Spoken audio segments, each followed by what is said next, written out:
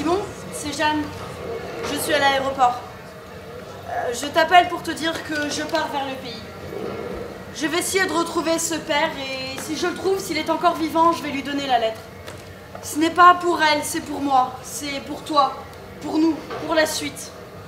Mais pour ça, c'est d'abord elle, c'est maman qu'il faut retrouver dans sa vie d'avant, dans celle que toutes ces années elle nous a cachée. Simon, je vais raccrocher. Je vais raccrocher et tomber tête première, tomber loin, très loin de cette géométrie précise qui structurait ma vie. J'ai appris à lire et à écrire, à parler et à compter, mais tout cela ne sert plus à rien. Le gouffre dans lequel je tombe, celui dans lequel je glisse déjà, c'est celui de son silence. Est-ce que tu pleures, Simon? Est-ce que tu pleures?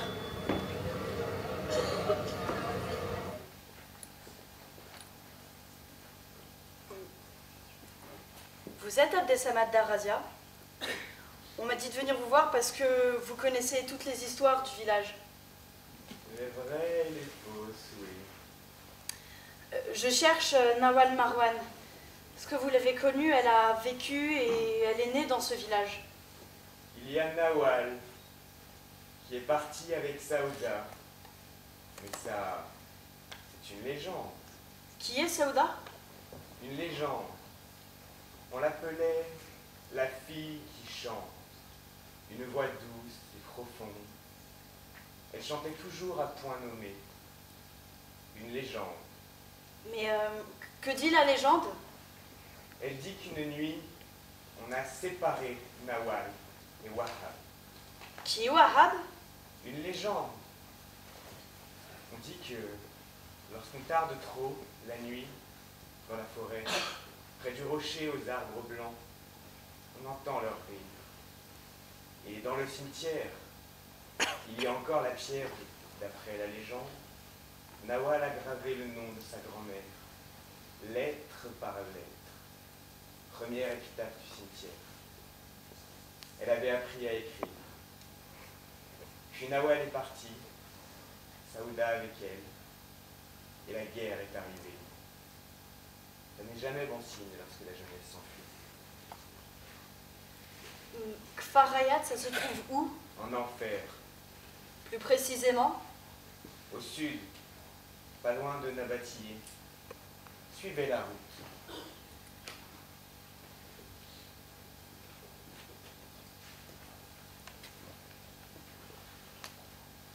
Simon, c'est Jeanne. Je t'appelle du village natal de maman. Écoute, écoute les bruits du village.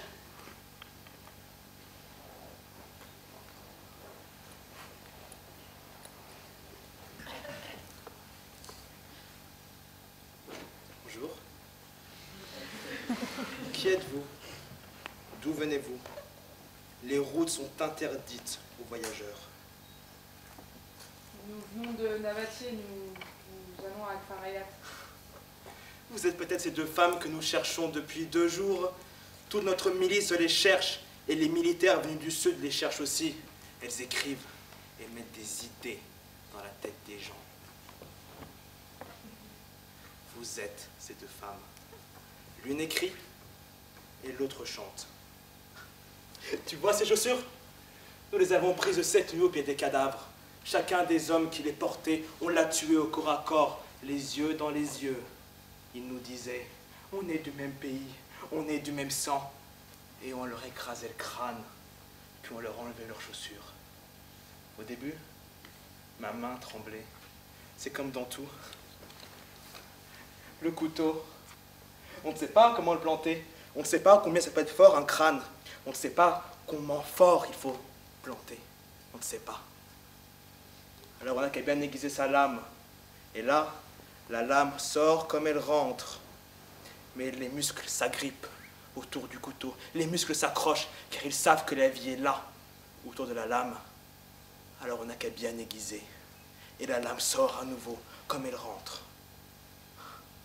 Au début, c'est dur. Après, c'est plus facile.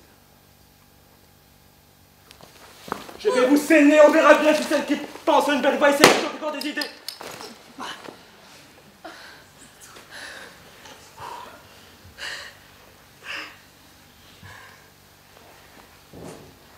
Nawal, j'ai peur que le soldat ait raison. Tu l'as entendu? La première fois, c'est dur. Et après, c'est plus facile. Non, Saouda, tu ne l'as pas tué. Tu nous as sauvés. Tout ça sont des mots, rien que des mots.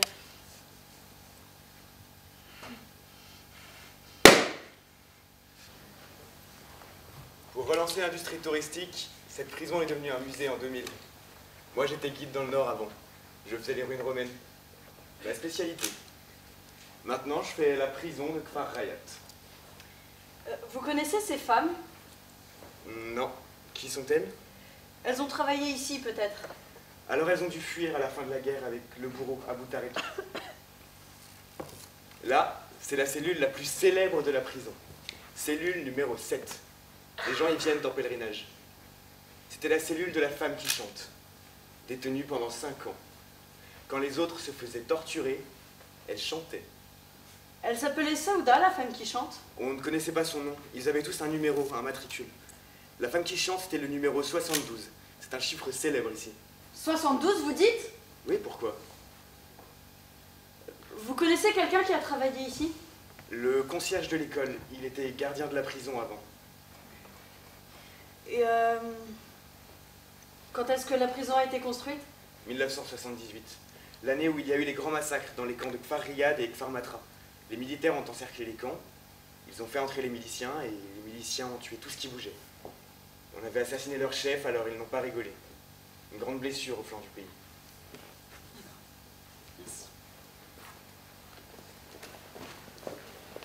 Ils sont entrés dans le camp. Fusil, hache, machette, acide. Oh, leurs mains tremblaient pas. Dans le sommeil, ils ont compté leurs armes. Dans le sommeil, ils ont tué le sommeil des enfants, des femmes et des hommes qui dormaient dans la grande du monde. Saouda! Lâche-moi! Mais tu vas faire quoi, Saouda? Je vais aller dans chaque maison. Ah ouais, tu vas aller dans chaque maison. Et puis, reviens là. Tu vas aller dans chaque maison et tu vas leur coller une balle à chacun. Et pour eux, dents pour dents, ils arrêtent pas de le crier. Oui, mais pas comme ça. Pas autrement. Si la mort peut être contemplée avec indifférence, alors pas autrement. Alors toi aussi, tu vas aller dans les maisons et tu vas tuer hommes, femmes, enfants, c'est ça? Hein? Tuer mes parents, tuer ma famille, mes cousins, mes amis, les amis de mes parents, alors c'est pareil. Oui, c'est pareil. Mais réfléchis, Saouda, réfléchis. À quoi ça sert de réfléchir? Personne revient à la vie parce qu'on réfléchit. Réfléchis, Saouda, réfléchis. Tu es la victime et tu vas aller te venger. Alors tu vas devenir le bourreau. Et ensuite tu vas redevenir la victime. Saouda, toi tu sais chanter, Saouda. Tu sais chanter. Je veux pas me consoler, Nawal. Je veux pas que tes mots, tes idées, tes paroles, tes yeux, ton amitié me vie côte à côte. Je veux pas que ça me fasse oublier ce que j'ai vu et entendu. Ils sont entrés dans le camp comme des fous furieux. Ils ont commencé par jeter les enfants contre les murs, puis ils ont tué tous les hommes qu'ils ont pu trouver. Les garçons égorgés, les filles brûlées. Tout brûlait, tout cramait, Nawal. Il y avait des vagues de sang qui coulaient des ruelles. Les cris montaient et s'éteignaient, et c'était une vie en moins. Un milicien préparait l'exécution de 3 frères. Il les a plaqués contre le mur. J'étais à leurs pieds, cachée dans le caniveau. Je voyais le tremblement de leurs jambes. Les miliciens ont tiré leur mère par les cheveux, l'ont plantée devant leur fils. Et l'un d'eux a hurlé « Choisis! Choisis ou je les tue tous! Choisis lequel tu veux sauver! Choisis, je compte jusqu'à 3! Choisis ou je les tue tous les 3! » Et elle, incapable de parole, incapable de rien, elle tournait la tête de droite à gauche et regardait chacun de ses fils. Nawal, écoute-moi, je te raconte pas une histoire, je te raconte une douleur qui est tombée à mes pieds.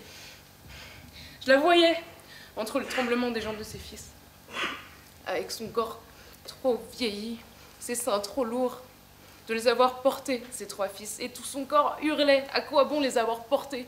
C'était pour les voir ensanglantés contre un mur. Et le milicien hurlait toujours « Choisis, choisis !»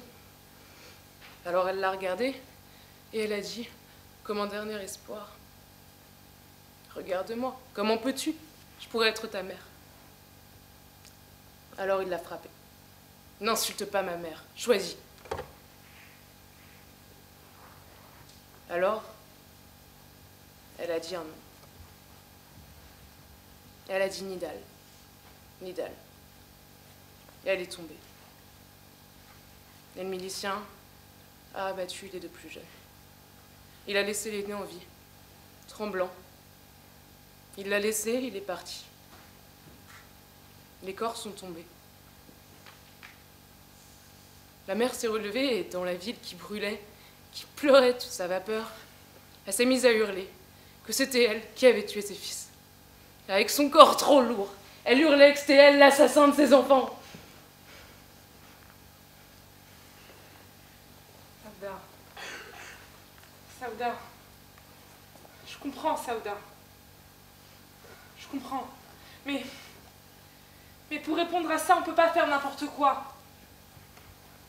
Saouda, écoute-moi. Écoute ce que je vais te dire, Saouda. Le sang est sur nous. Et je suis désolée, mais dans une situation pareille, les souffrances d'une mère comptent moins que la machine qui est en train de nous broyer. Saouda, la douleur de cette femme, ta douleur, la douleur de tous ces gens qui sont morts hier, ça, c'est plus un scandale. C'est plus un scandale. C'est une addition. C'est une addition monstrueuse qu'on ne peut plus calculer.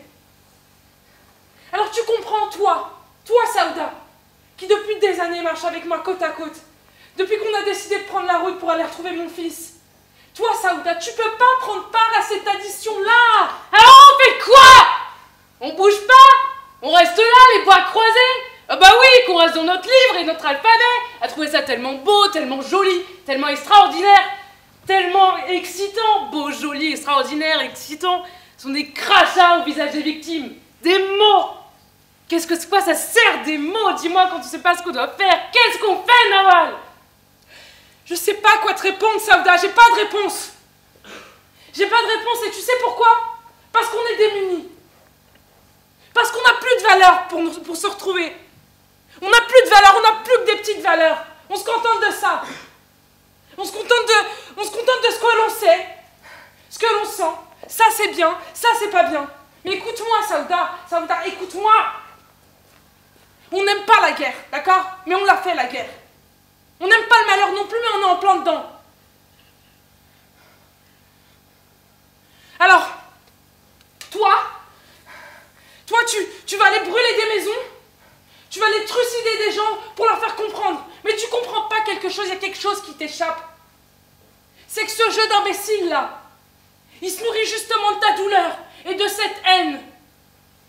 Cette douleur et cette haine qui t'aveugle, il se nourrit de ça. Alors on bouge pas, c'est ça? Mais tu comprends pas. Mais tu comprends pas.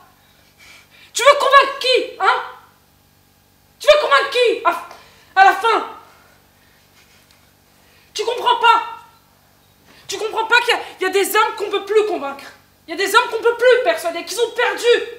Comment est-ce que tu veux comprendre que ce type-là, qui demandait à cette femme, choisit entre ses enfants pour la forcer à les condamner elle-même, comment tu veux que ce type-là comprenne qu'il s'est trompé? Hein? Mais qu'est-ce que tu crois, Saouda, hein?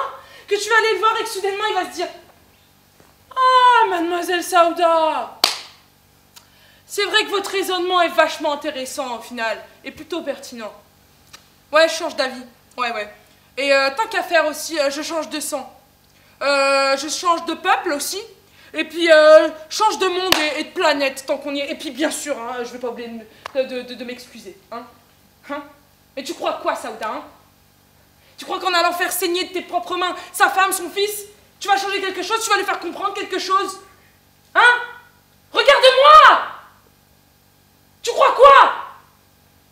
Que d'un jour ou l'autre, comme ça, en voyant le corps des gens qu'il aime morts devant lui, il va apprendre quelque chose, Saouda? Hein? Écoute-moi. Lorsqu'on a arraché mon propre fils de mon ventre, lorsqu'on l'a arraché de mes bras, puis de ma vie, j'ai compris, Saouda. J'ai compris qu'il fallait choisir. Il faut choisir. Soit je défigure le monde, soit je fais tout pour le retrouver. Aujourd'hui, il a 25 ans. 25 ans, c'est l'âge de tuer, c'est en même temps l'âge de mourir. C'est l'âge d'aimer, et c'est l'âge de souffrir. Alors tu crois que je pense à quoi quand je te raconte tout ça, hein? Je pense à sa mort évidente. Je pense à ma quête imbécile. Je pense au fait que je serai à jamais incomplète et que ma vie est gâchée parce que il sera à jamais à l'extérieur de moi. Je pense que j'aurai jamais l'occasion de voir son corps là, devant moi. Alors ne crois pas que la douleur de cette femme, je ne la connais pas parce qu'elle vit en moi. Elle vit en moi comme un poison. Et crois-moi que si je pouvais, je prendrais les bombes, je prendrais la dynamite, je prendrais les grenades et toutes les choses qui peuvent faire le plus mal au monde. Je les prendrais, je les avalerais. Et puis j'irais droit au milieu de ces hommes-là, de ces imbéciles-là, et je me ferais exploser avec une joie, Sauda, que tu ne soupçonnerais même pas. Je le ferai parce que j'ai plus rien à perdre. Et que ma haine pour ces hommes, elle est immense. Mais je le fais pas. Et tu sais pourquoi je le fais pas? Parce qu'il y a des années de cela, j'ai fait une promesse à une vieille dame. Je lui ai promis que j'apprendrai à lire, que j'apprendrai à écrire, que j'apprendrai à parler. Pour me sortir de cette misère-là, pour me sortir de cette haine-là. C'est une promesse que j'ai faite à une vieille dame pas belle, pas riche, pas rien de rien non plus, mais une vieille dame qui m'a aimée, qui s'est occupée de moi et qui m'a sauvée. Alors on fait quoi?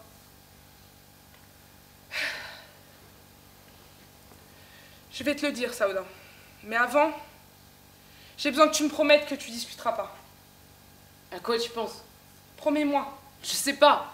Sauda, parce que tu m'as fait promettre, il y a des années, que je t'apprendrais à lire et à écrire, j'ai tenu ma promesse. Maintenant, c'est à ton tour de promettre. Je promets. D'accord. On va frapper. Mais à un seul endroit.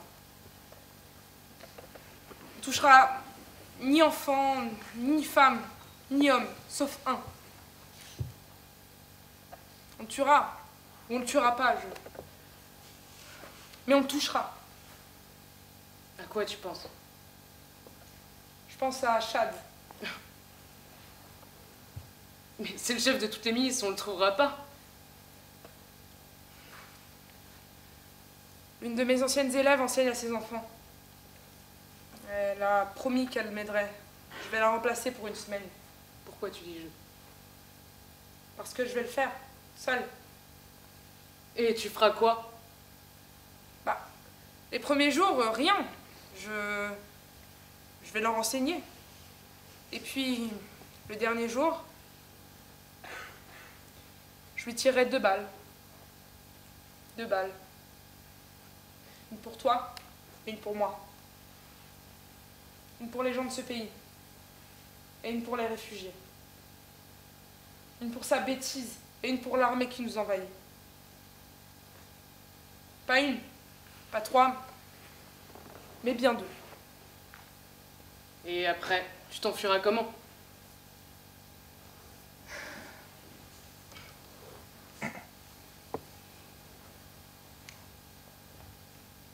Je refuse. C'est pas à toi de faire ça. Ah ouais? C'est pas à moi? Alors c'est à qui? À toi peut-être. Pourquoi pas?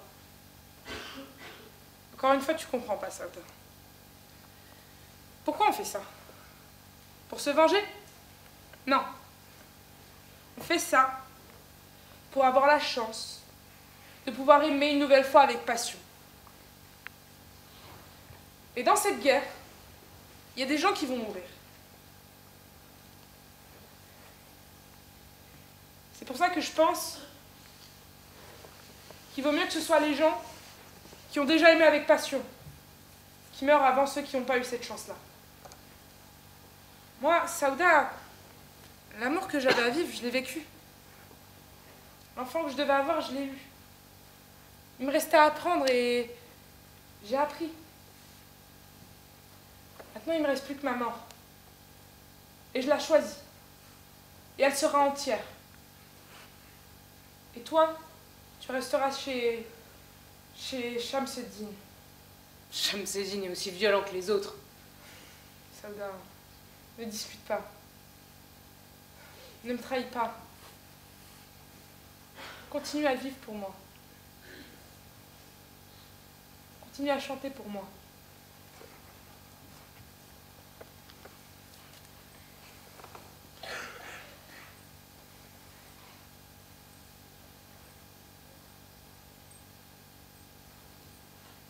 Comment je ferais pour vivre sans toi? Et moi, comment je ferais pour vivre sans toi? Rappelle-toi, tu te souviens ce poème qu'on s'amusait à réciter lorsque on traversait les routes de montagne? C'était il y a longtemps, à l'époque où on cherchait encore mon fils. À chaque fois que je te manquerai, ce poème-là, je veux que tu le récites. Et lorsque tu auras besoin de courage, ma Saouda, je veux que tu récites l'alphabet. Celui qu'on a appris ensemble. Et moi, lorsque j'aurai besoin de courage, je chanterai comme tu m'as appris. Et puis ma voix, bah, ce sera comme ta voix. Et ta voix, ce sera comme ma voix. Hein? Na na na na na na na. Na na na na na na na. Na na na na na na na. بيت خلف الدلال يطلع من قبالنا يسمع الألحان نحن والقمر جيران عارف مواعيدنا وتارك برميدنا أجمل